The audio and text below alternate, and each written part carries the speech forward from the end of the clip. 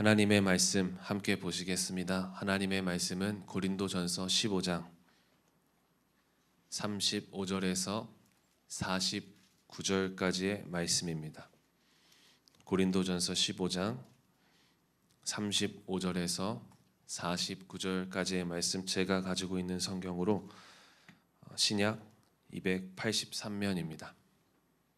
고린도전서 15장 35절에서 49절 말씀, 저 한 절 여러분들 한 절 번갈아 교독하고 마지막 49절 같이 읽겠습니다. 누가 묻기를 죽은 자들이 어떻게 다시 살아나며 어떠한 몸으로 오느냐 하리니 내가 뿌리는 씨가 죽지 않으면 살아나지 못하겠고 또 내가 뿌리는 것은 장래의 형체를 뿌리는 것이 아니요 다만 밀이나 다른 것의 알맹이 뿐이로되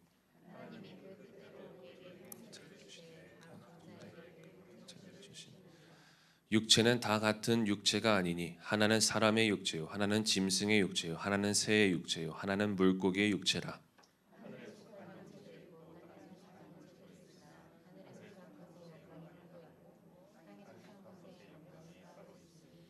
해의 영광이 다르고 달의 영광이 다르며 별의 영광도 다른데 별과 별의 영광이 다르도다.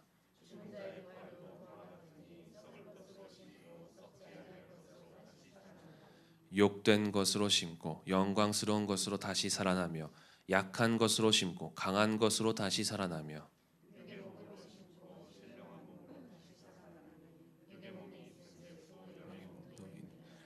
기록된 바 첫사람 아담은 생령이 되었다 함과 같이 마지막 아담은 살려주는 영이 되었나니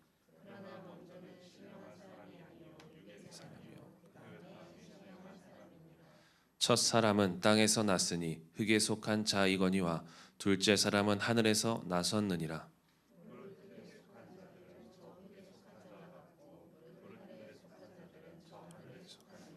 함께 읽겠습니다. 우리가 흙에 속한 자의 형상을 입은 것 같이 또한 하늘에 속한 이의 형상을 입으리라. 아멘. 오늘 이 아침에도 주님 앞에 나와 예배하는 모든 분들을 진심으로 환영하고 축복합니다.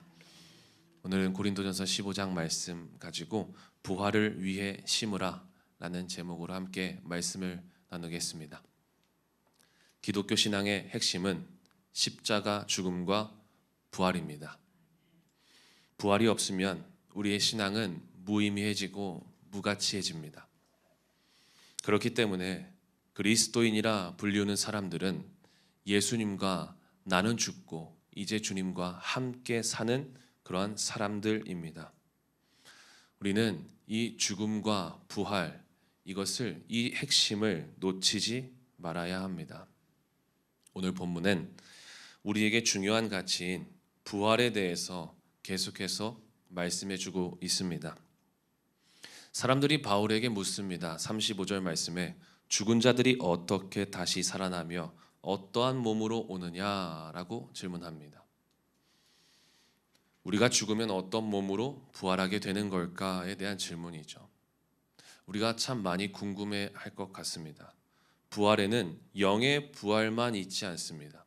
몸의 부활도 반드시 일어납니다.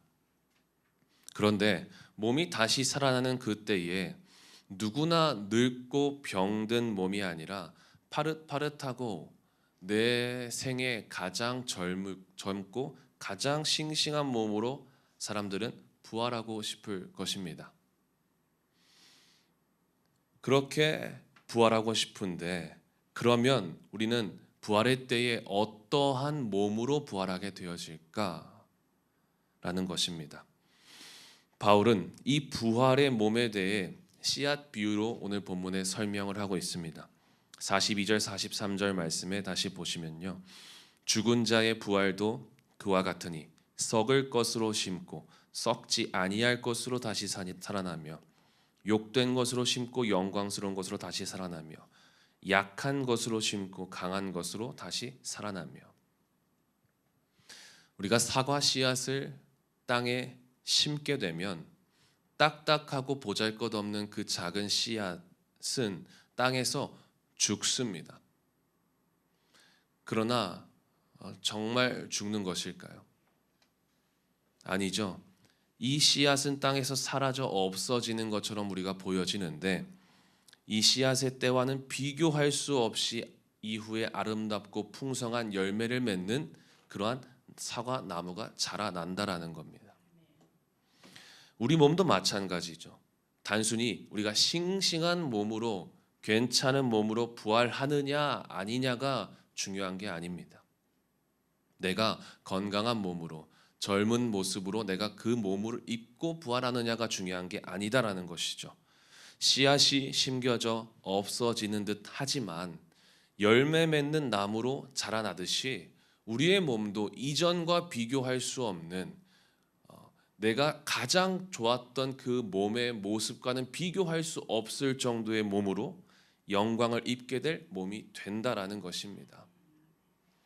그래서 44절 말씀에 이렇게 이야기합니다.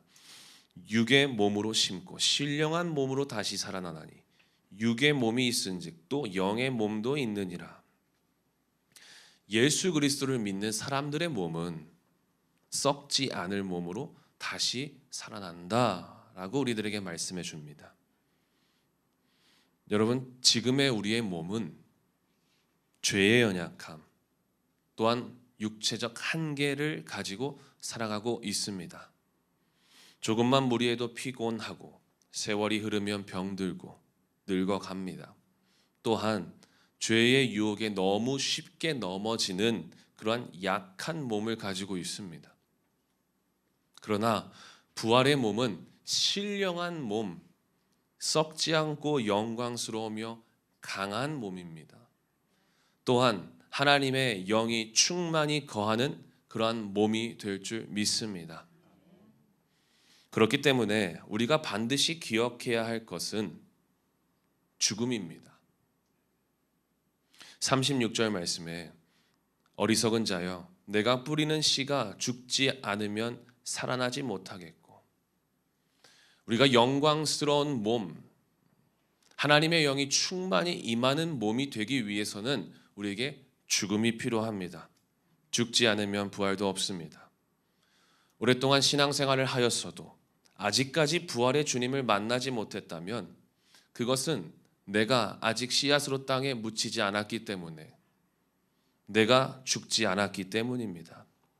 능력의 몸, 신령한 몸, 영광스러운 몸의 부활을 경험하고 싶으십니까?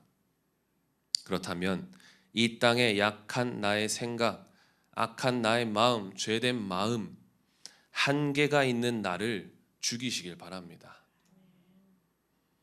그렇게 하기 위해 오늘 하루 우리가 썩어질 것에 전부를 걸지 마시길 바랍니다.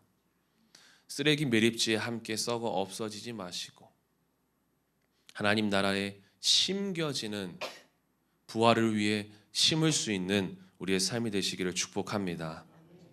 가정에서, 직장에서 작은 사랑의 섬김을 심으시길 바랍니다. 교회에서 사랑의 사역에 동참함으로 심으실 수 있길 바랍니다. 저는 저 여러분 모두 이 땅에서 나는 죽고 이제 주님과 함께 부활하는 그 축복, 부활의 축복의 인생이 되시기를 소망합니다. 우리가 그렇게 할 때에 오늘 말씀의 결론입니다. 49절 말씀에 이렇게 나와 있습니다. 우리가 흙에 속한 자의 형상을 입은 것 같이 또한 하늘에 속한 이의 형상을 입으리라. 흙에 속한 첫사람 아담에게 속하여 그러한 흙의 형상을 입었던 우리가 이제는 하늘에서 오신 예수 그리스도, 하늘에 속한 신령한 복을 누리게 되어지고 부활의 첫 열매 되신 예수님의 형상을 입게 될 줄 믿습니다. 이 놀라운 몸의 부활을 입는 기대와 소망을 갖고 오늘 하루를 부활을 위해 잘 심는 저 여러분 모두가 되시기를 예수 그리스도의 이름으로 간절히 축원합니다. 기도하겠습니다. 하나님 감사합니다.